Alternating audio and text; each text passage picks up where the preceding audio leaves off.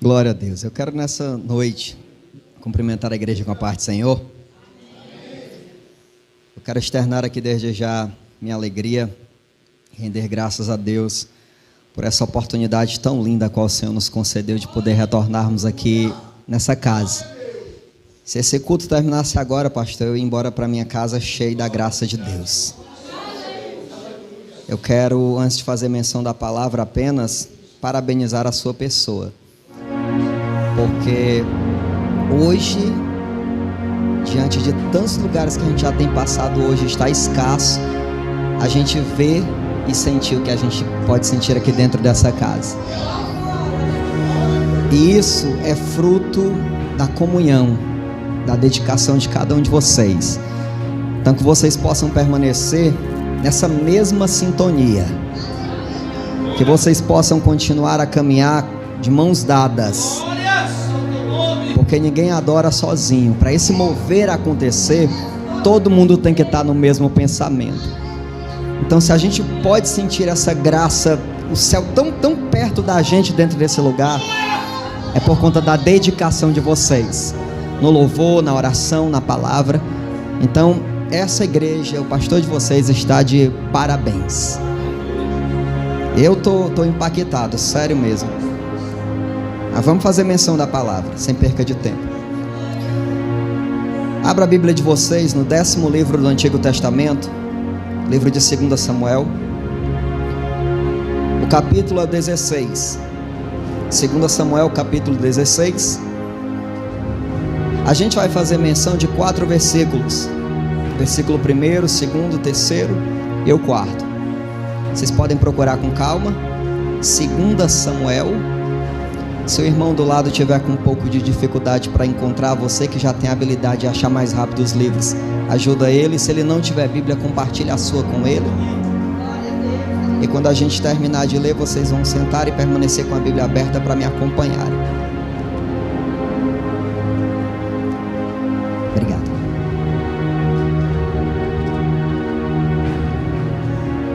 Segunda Samuel capítulo 16, verso 1.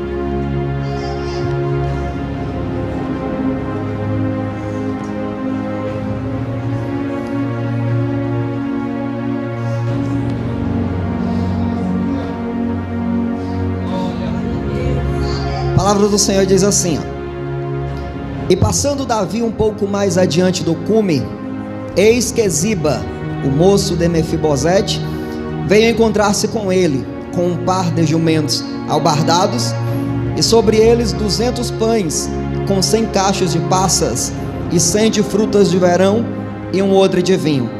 Versículo 2: E disse o rei a Ziba: Que pretendes com isto?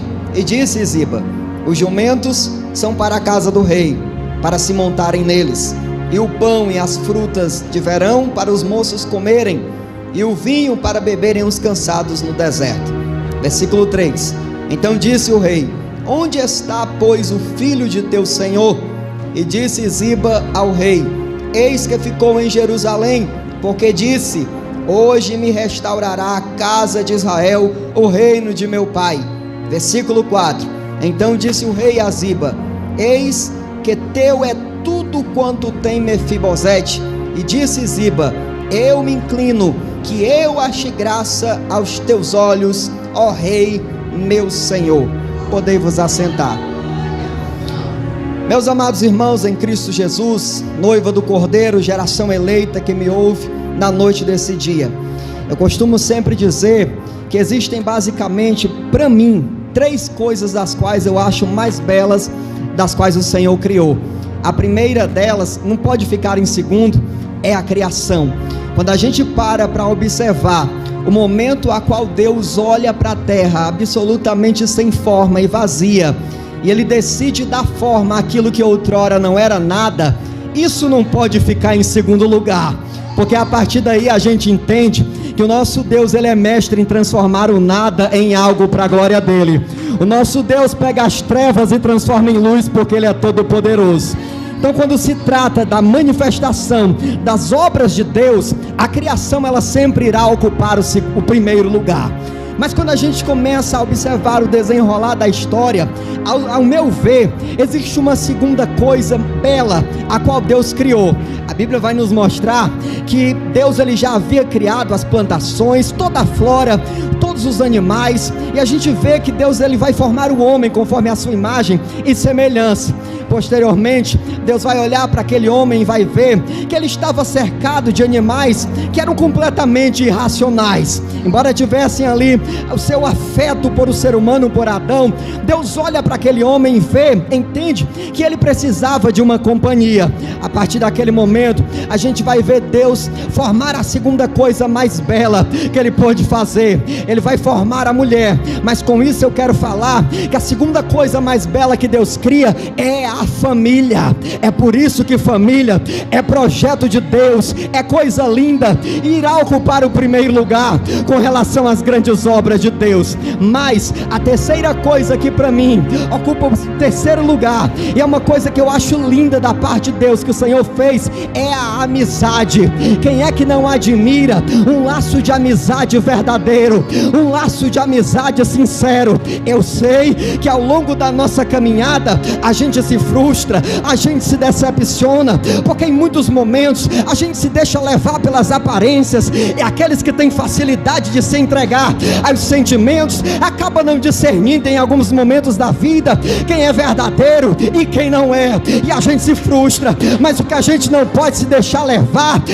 é por esses sentimentos negativos. Pelo contrário, porque sempre existiu a verdade e o erro, o puro e o impuro. Então nós não podemos generalizar as questões das amizades e dizer que não existem verdadeiros amigos, porque existem sim, e eles estão à procura de pessoas sinceras como eu e você na face da terra. Ao desenrolar da história, a gente vê que grandes homens e que grandes mulheres de Deus tiveram sim grandes amigos, e estes amigos partilharam tanto de momentos ruins como de momentos bons. Quando eu falo acerca de amizade, de grandes amizades, me vem à memória justamente o momento a qual Deus levanta um homem que outrora era apenas um jovem, denominado Davi. Deus levanta esse homem, consagra o mesmo e posteriormente o coloca na cadeira para reinar sobre Israel. O que eu admiro é que ao longo da trajetória de Davi, ele vai cativar inúmeros amigos. Alguns serão mais chegados do que irmãos. Dentre estes amigos mais chegados que irmãos está justamente um personagem que era filho do primeiro rei Saul, o nome dele Jonatas. O que é interessante é que quando Davi olha para Jonatas e Jonatas olha para Davi, eles irão ali ser tomados por um sentimento de amor verdadeiro, uma amizade sincera, pura, vai surgir naquele determinado momento. A história ela vai passar, ela vai dar continuidade, e a gente vai se deparar com o momento em que Jonatas irá morrer, Saul seu pai também irá morrer, mas a história vai nos mostrar que esse elo de amizade entre Davi e a pessoa de Jonatas era tão sincero, mas tão verdadeiro, que os anos se passam e Davi não esquece da sua amizade para com Jonatas. Vocês não fazem ideia do tamanho do caos que se levantou dentro de Israel, mas vai chegar um determinado momento em que Davi estava lá no seu aposento e ele vai se lembrar do seu grande amigo Jonatas. Quando ele se lembra do seu grande amigo, ele vai abrir a sua boca e vai dizer: porventura ainda existe alguém da casa de Saul para que eu possa usar de benevolência para com ele? Olha cá para mim.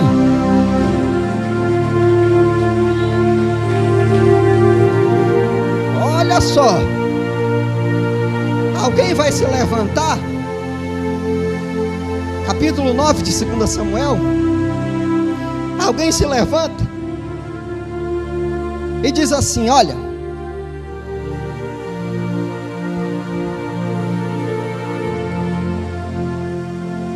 Ziba, ele era servo de Saul,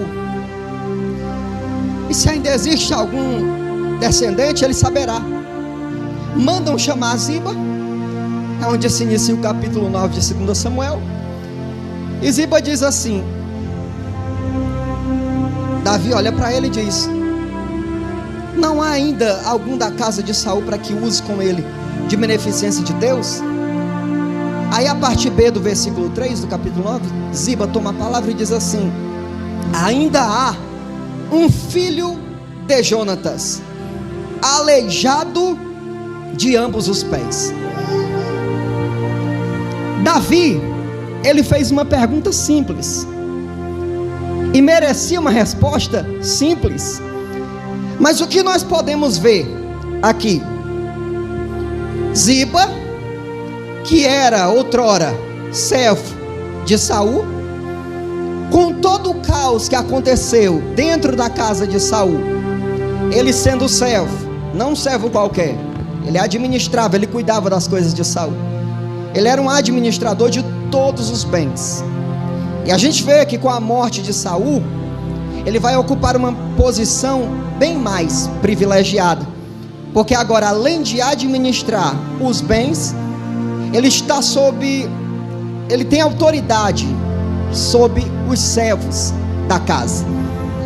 Ele se encontrava em uma posição, gente, de destaque, e só existiria uma ocasião, uma única situação, que poderia mudar o quadro da história de Ziba, o colocando em uma posição abaixo daquela qual ele ocupava. Que ocasião seria essa? Se aparecesse um descendente legítimo da casa de Saul. E a gente vê que a pergunta de Davi é: Ziba, ainda há alguém da casa de Saul para que eu use de beneficência de Deus para com essa pessoa? Ziba toma a palavra e diz assim: ainda existe um aleijado de ambos os pés. Não havia necessidade dele dizer que ele era aleijado. Ele poderia ter dito: ainda existe uma única pessoa. Mas ele faz questão de dizer o quê? Ainda existe um, mas é aleijado de ambos os pés. E Davi olha para ele e diz assim: onde ele está? Ele está em Lodebar. Ele está na terra sem pasto. Ele está num lugar completamente excluído, rejeitado. Ele está em uma terra infrutífera e ainda é aleijado. Ziba não esperava que Davi fosse fazer o que ele estava prestes a realizar. Ziba não esperava que ele fosse perder a posição dele. Ele estava tranquilo, porque a única pessoa que poderia ocupar a posição, o lugar dele, era Mefibosete. Porém ele era aleijado, e um aleijado não era visto com bons olhos aí na época de Davi. E a gente vê que Davi, ele toma a palavra e vai dizer assim: manda chamar, manda trazer ele para cá. Não sei quem leva as boas novas, eu sei que a carruagem real vai entrar lá dentro da terra sem pasto, procurando um único personagem, o nome dele Mefibosete. E ele não poderia ser trazido de qualquer jeito, ele tinha que ser trazido para o palácio com honra. Imagine a carruagem real entrando dentro de Lodebar, e todo mundo louco querendo saber o que ela fazia naquela terra sem pasto. Quando de repente a notícia vaza e as pessoas dizem: olha, o rei mandou chamar a Mefibosete, o aleijado. Ele é tirado de lá, é trazido para o palácio, para diante do rei. O rei olha para ele e diz: és tu Mefibosete? Ele não ousava nem mesmo levantar a cabeça, olhar olho a olho no rei. E o rei começa a dizer: olha, eu fiz uma aliança com teu pai. Teu pai e eu, a gente foi grandes amigos. A gente tinha um laço forte de amizade, eu e teu pai.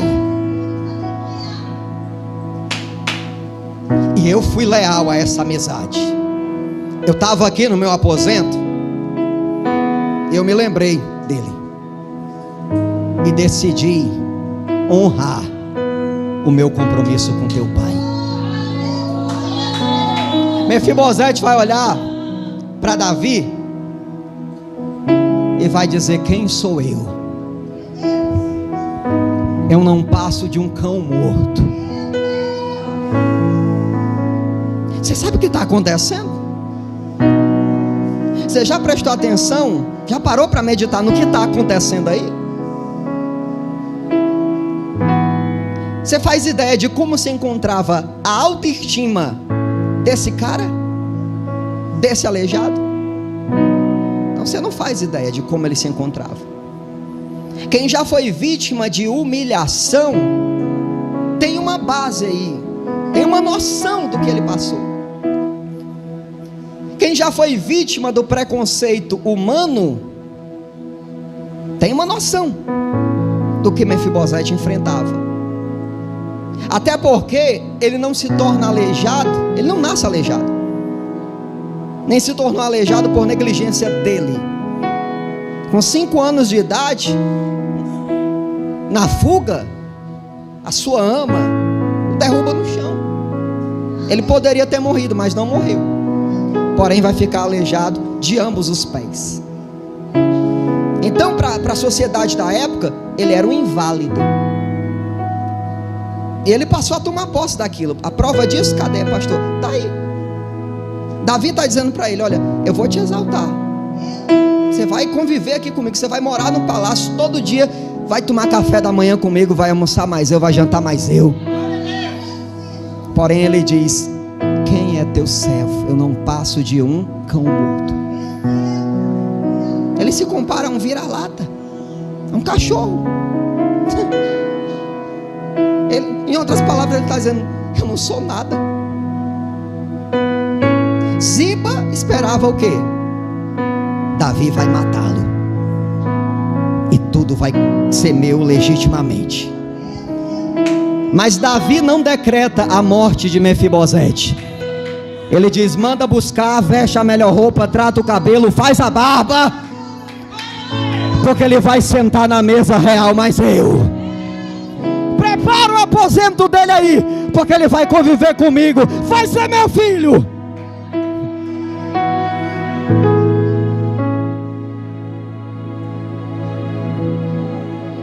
Quero falar nessa noite sobre inveja.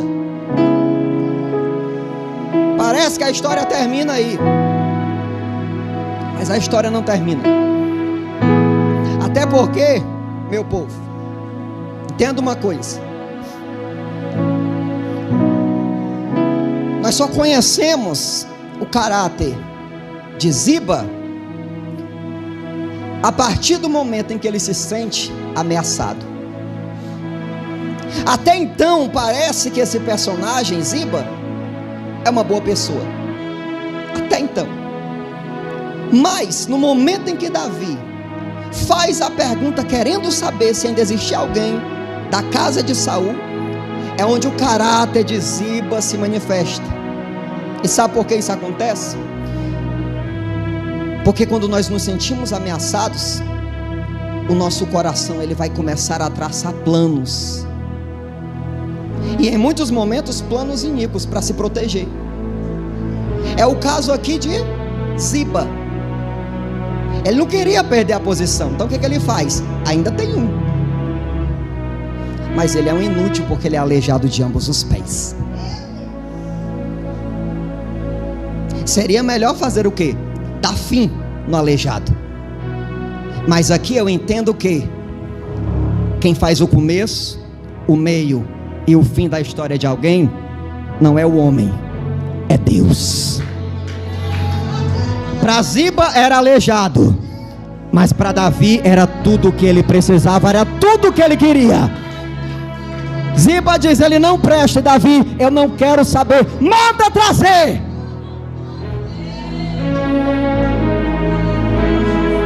Davi olha para Mefibosete: meu filho, eu sou um cão morto. Mesmo sendo um cão morto, você vai morar no meu palácio. Deus, essa noite, meu querido, minha querida, guiou os teus passos até este lugar, não foi por acaso. Ele te trouxe até aqui nessa noite para colocar a tua autoestima lá em cima. Só Deus sabe como se encontra a história da tua vida nesses últimos dias. Só Deus conhece as afrontas, as injúrias, as perseguições, as pedradas, as calúnias, as difamações. Só Deus sabe como se encontra a tua psique. Mas na noite desse dia, Papai do céu marcou essa data para dizer: eu vou fazer grandes coisas.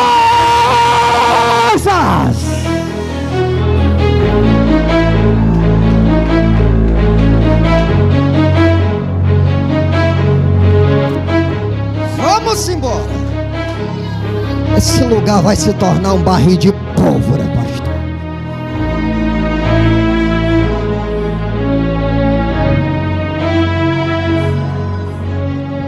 Entenda uma coisa: uma pessoa invejosa, gananciosa, ela não considera nada, ela não considera ninguém além de si próprio.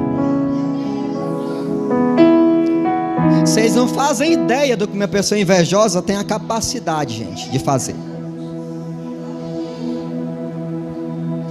A inveja é um dos piores sentimentos que podem existir. Ela mata a alegria, ela mata o amor ao próximo. A inveja, ela deseja matar, e em muitos casos ela manda matar. Me prove biblicamente, pastor, um caso em que a inveja mandou matar. Acabe olha para a vinha de Nabote. Era uma simples vinha. Ele diz: eu quero para mim. Me venda a sua vinha. Não posso. E mesmo que pudesse, eu não vendo. É minha propriedade, minha herança, e ninguém toma. Eu te pago muito mais do que ela vale. Eu não vendo. Volta para casa abatido, arruinado, arrasado. A mulher altamente imunda olha para ele, Jezabel. Tá assim por quê, homem? O cara se recusou em vender a vinha para mim. Ela sai de lá, manda matar, para se apropriar indevidamente daquilo que não era do marido e nem dela. A inveja mandou matar o proprietário da vinha. Até podem forjar uma situação para tentar se apropriar daquilo que é teu, mas a gente serve a um Deus vivo que vê tudo, que vê todas as coisas. Aquilo que é teu, ninguém toma.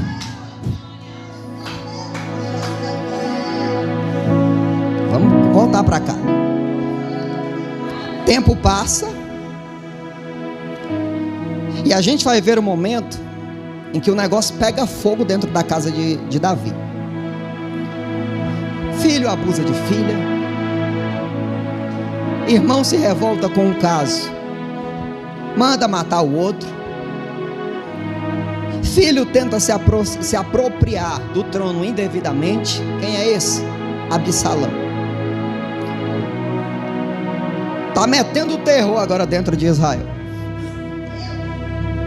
E Davi se vê obrigado a fugir de Absalão.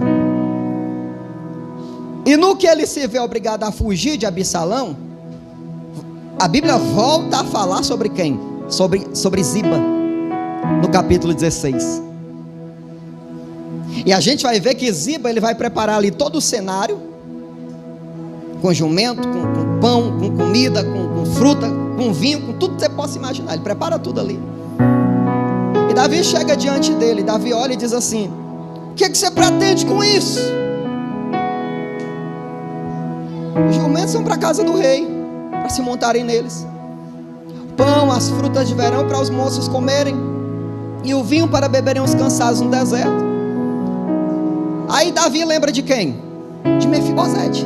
Ele diz assim: vem cá, onde é que está, pois, o filho do teu senhor?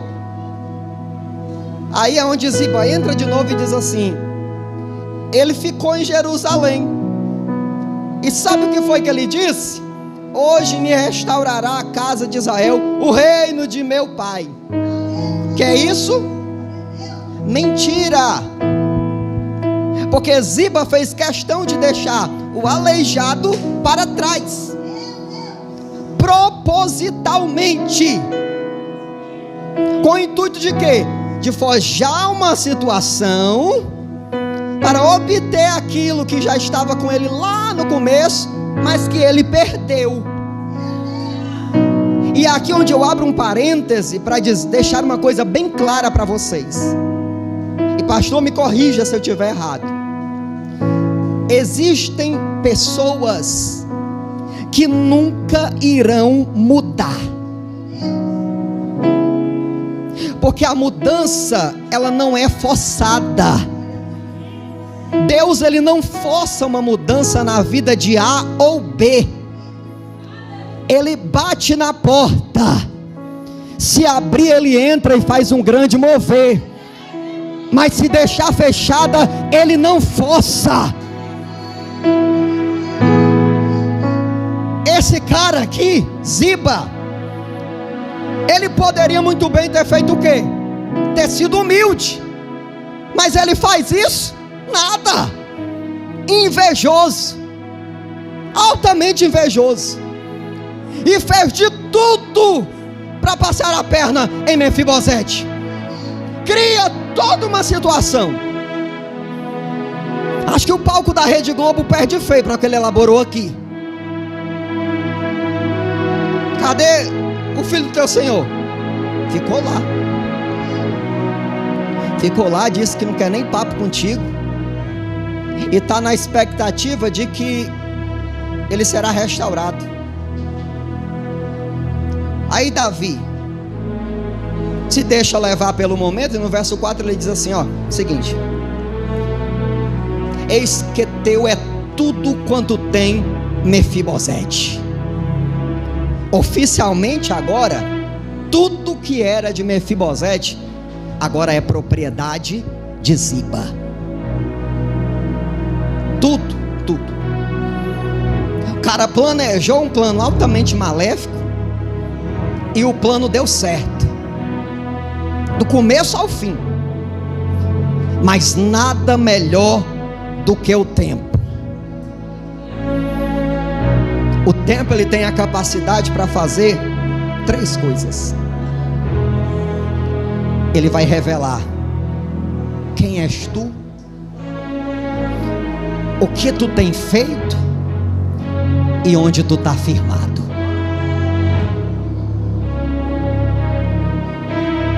Existem situações que é melhor a gente deixar na mão do tempo. É tudo propriedade agora de Ziba. A história, ela dá continuidade, e a gente vai ver que mais lá para frente, no capítulo 19, versículo 24, olha o que acontece aí. Também Mefibosete, filho de Saul, desceu a encontrar-se com o rei, e não tinha lavado os pés, nem tinha feito a barba, nem tinha lavado os seus vestidos, desde o dia em que o rei tinha saído, até o dia em que voltou em paz. E sucedeu que, vindo ele a Jerusalém a encontrar-se com o rei, disse-lhe o rei: por que não foste comigo, Mefibosete? Olha o que está acontecendo aqui. Desde a saída de Davi, esse cara, ele não tinha lavado os pés, ele não tinha feito a barba, não tinha lavado as vestes, e estava determinado a ficar daquela forma até o momento em que o rei voltasse em paz. Que é isso? Lealdade, amor, cumplicidade. Davi olha para ele e diz: por que você não foi comigo? Aí no verso 26 ele olha e diz assim: ó rei, meu senhor, o meu servo me enganou. Quem é? Ziba.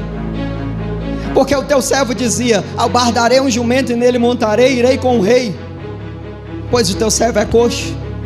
Demais disso, falsamente acusou o teu servo diante do rei meu senhor. Porém o rei meu senhor é como um anjo de Deus.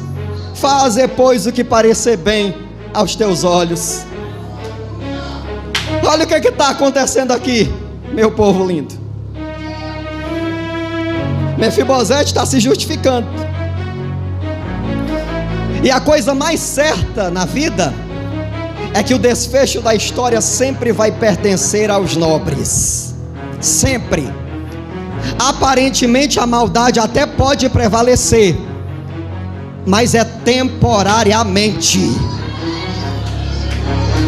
Porque Deus vê a tudo e a todos, e a recompensa dele é certa.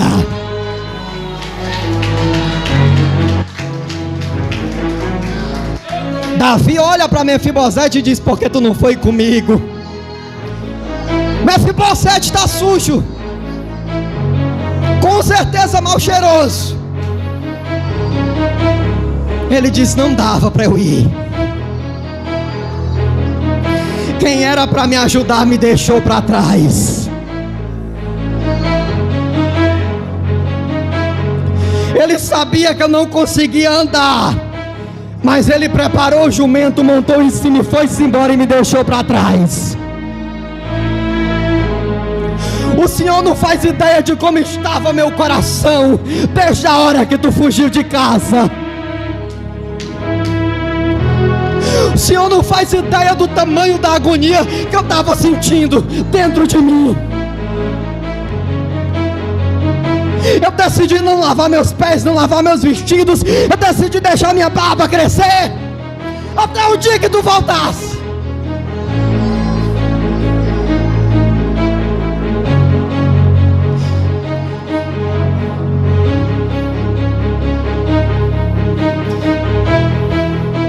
Davi olha para ele e diz: olha, eu não posso fazer mais nada, porque tudo que era teu eu já dei para Ziba. Agora é oficialmente dele, tudo é dele. O que eu posso fazer é dividir. O desfecho é dos nobres. Mefibosete vai mostrar o caráter dele. Sabe o que ele vai dizer? Dê ao ambicioso que deseja a ambição dele. Se ele quer todas as propriedades, se ele quer tudo, deixa com ele, dá para ele. Eu só quero uma única coisa: estar na tua companhia. Olha para mim.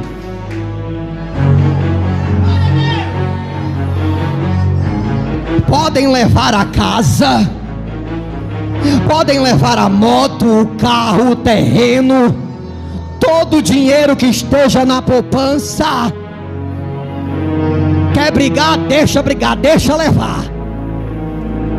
Quer brigar pela cadeira, quer brigar pela posição a qual Deus te colocou? Deixa brigar, dá a cadeira para comer goela abaixo. Mas só tem uma coisa que ninguém jamais terá capacidade de roubar de você: é a presença. Não queira perder a presença por aquilo que é terreno, por aquilo que é material. Abra mão de toda e qualquer propriedade, mas não abra mão da presença. Mefibosete diz: deixa. Ele quer tudo, deixa ele com tudo. Eu só quero estar perto de você.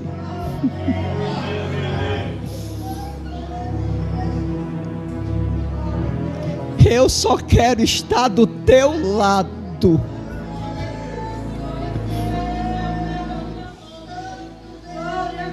O invejoso ganhou tudo, mas ao mesmo tempo não ganhou nada. Porque existem coisas das quais o dinheiro nunca vai ter a capacidade para comprar. Ziba se deixa levar por o sentimento de inveja, ganha com isso, mas ao mesmo tempo perde tudo, porque ele fica com a propriedade, mas ele não tem a presença, mas ele não tem esse amor, essa lealdade, mas ele não tem a companhia de Davi. Tome cuidado, porque esse sentimento é um sentimento perverso. Jamais deixe esse sentimento tomar conta do seu coração. Jamais, nunca na sua vida.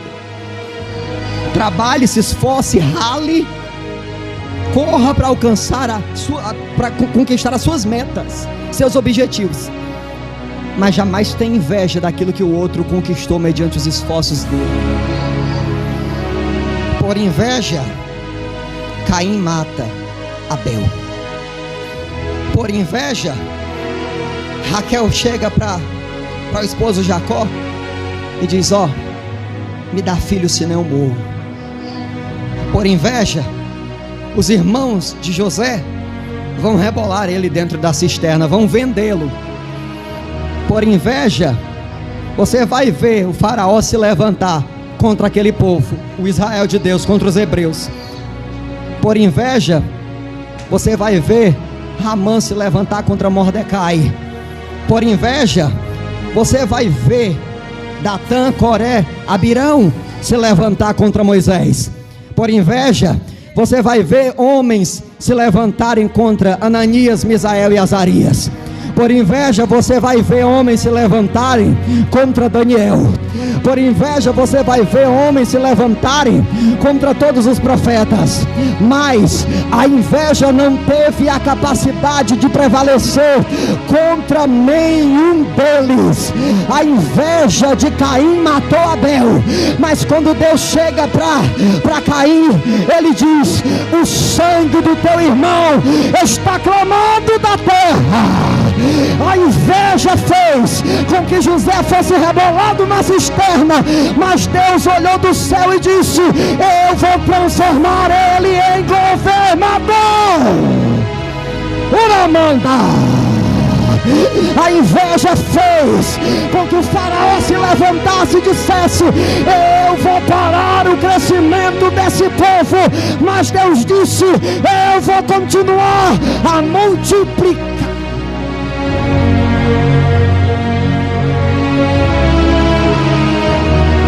Deus do céu. Por inveja, Ananias, Misael, Azarias está lá dentro da fornalha, por inveja. Mas Deus diz assim: eu vou passear na terra lá dentro daquele fogo com eles três. Eu vim nessa noite como profeta de Deus para declarar sobre a sua vida que tu não se encontra só nessa peleja. Tu pode olhar para a direita, para a esquerda, para frente e para trás, pode não ver nada, mas no plano espiritual, o Deus que criou o céu e a terra está do teu lado. Tu pode estar lá no pé da tua cama, da tua rede, orando, e a única coisa que você pode sentir é o vazio, mas o céu está do lado da tua rede, do lado da tua cama, dizendo: ei, eu estou aqui. Tem momentos que tu não consegue nem dobrar o teu joelho, é sentado mesmo, e você começa a falar: Senhor. Aí no desenrolar dessa oração faltam palavras e é só choro.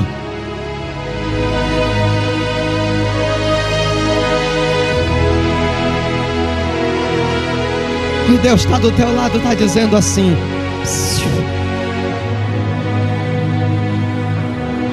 se tu continuar firme, eu vou contigo até o fim.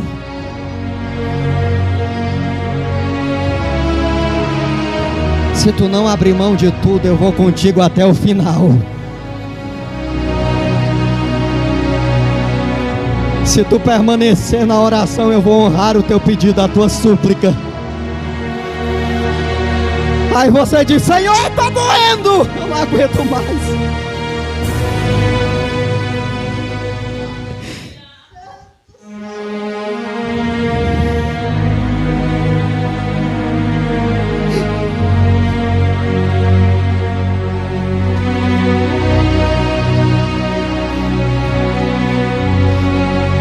Eu não aguento mais, Senhor.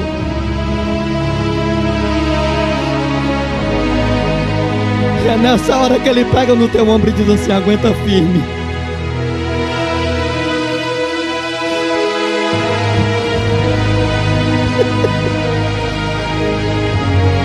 Aguenta firme, porque tu não está só nessa peleja.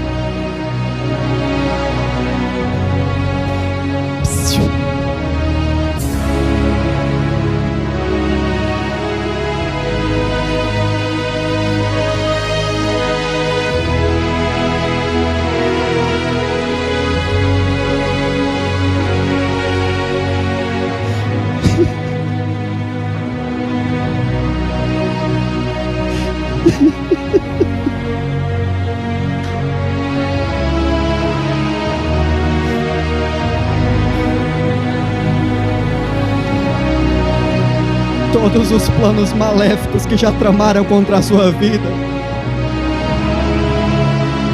nenhum deles irá surtir efeito nenhum, porque Deus decidiu essa noite visitar você.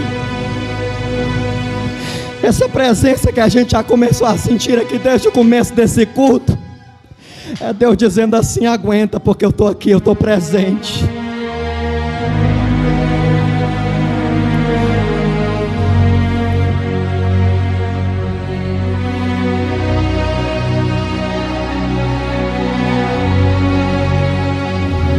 Fique de pé, por favor.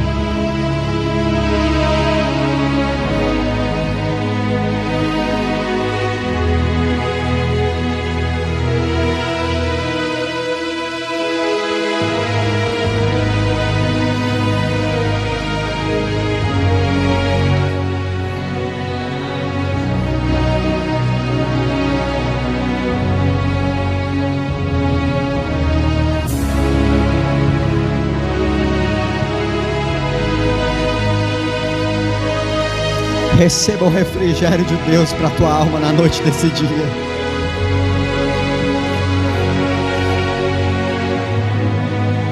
Receba a renovação para todas as tuas forças que já tinham ido embora. Deixa Deus segurar na tua mão nessa noite. Pastor, faltaram forças nas minhas pernas. Tem problema não, quando faltar força nas pernas, Ele vai fazer contigo como Ele fez com aquela ovelha que estava no meio do deserto sozinha. Ele vai te colocar nos braços e vai dizer: eu vou te atravessar para o outro lado.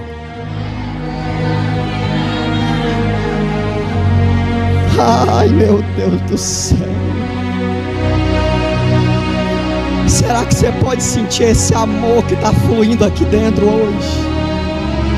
Será que você pode sentir o amor de Deus inundar o teu ser aqui dentro dessa casa? Sinta esse amor, sinta. O Senhor te trouxe até aqui para dizer: eu me importo com você. Eu estou cuidando da tua casa, da tua família, dos teus negócios. Você foi vítima, mas eu estou cuidando de você. Você recebeu as pancadas, mas Deus está dizendo: eu vou curar as tuas feridas.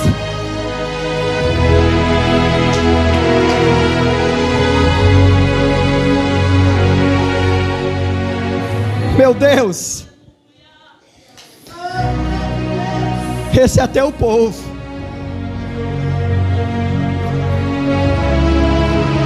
E tu sabes a maneira a qual se encontra o coração deles.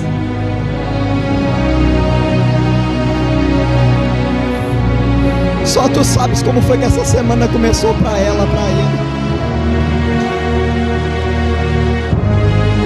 Mas eu creio, Pai, que essa cesta verdadeiramente foi a cesta profética que o Senhor reservou para eles. Se a porta do coração deles está aberta para receber, derrama a tua glória sobre todos eles que aqui estão nessa noite. Aquele que chegou fraco, que saia daqui fortalecido. Aquele que chegou com a sua alma caída, que saia com ela daqui de pé. Aquele que chegou ferido, que seja curado, restaurado. Aquele que chegou aqui nessa noite se arrastando, que saia daqui de pé com a cabeça erguida, cantando o hino da vitória. Eu creio, Senhor, que Tu já abriu a porta desde o começo desse culto, para derramar sobre eles a chuva serôdia. Então faz chover, como já foi cantado nessa noite, e derrama sobre a cabeça de todos eles, porque é tudo que eu te peço, Pai, em nome de Jesus. Amém, Senhor. Amém.